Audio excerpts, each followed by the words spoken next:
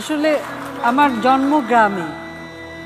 আমাদের গ্রাম টুঙ্গিপাড়া, সেখানে দুটো নদী, মধুমতি নদী এবং বাইগান নদীর কূলে। ঢাকা থেকে যেতে প্রায় 22 থেকে 24 ঘন্টা লাগতো স্টিমারে। স্টিমারে যাওয়াটাও খুব মজার ছিল। তা আমার যখন জন্ম হয় গ্রামেই জন্ম হয়, এবং আমি প্রায় 8 বছর বয়স পর্যন্ত গ্রামেই ছিলাম আমার দাদা দাদির সাথে। কারণ আমার বাবা রাজনীতি করতে যেয়ে বারবার জেলে, আর তিনি তখন ঢাকা ইউনিভার্সিটির ছাত্র হয়ে যখন ভাষা আন্দোলন শুরু করেন, তারপরে জেলে যান অনেক দিন, প্রায় 2.5 বছর জেলে ছিলেন। কাজেই আমরা গ্রামেই ছিলাম।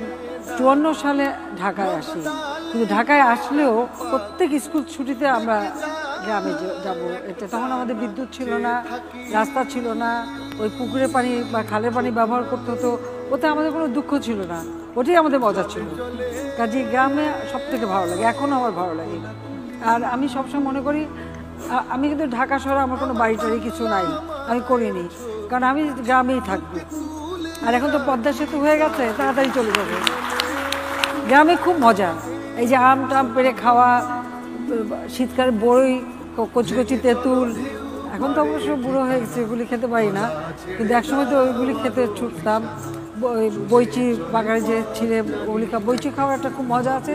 ওটা শক্তটা ভালো লাগে না, ওটা পেরে ওই হাত দিয়ে ডলে ডলে নরম করতে হয়, তারপর খেতে মজা।